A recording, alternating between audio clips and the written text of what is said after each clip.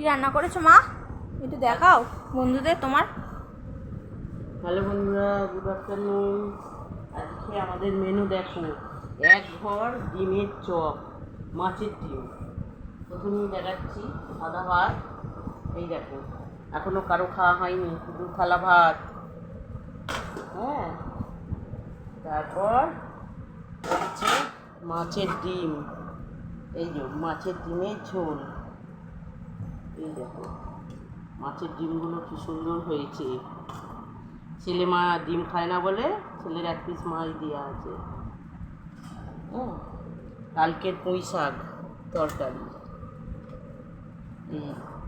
এইটা হচ্ছে আমসত্ত্বর টক, আমের আমসত্ত্ব দিয়ে টক।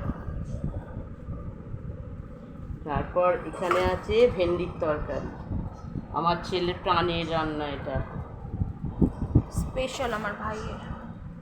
তারপর এখানে আরেক জায়গায় আছে তোমার দাদা ভাইয়ের আলাদা তুলে রেখেছি। এই হচ্ছে আজকের মেনু। Tata, bye bye.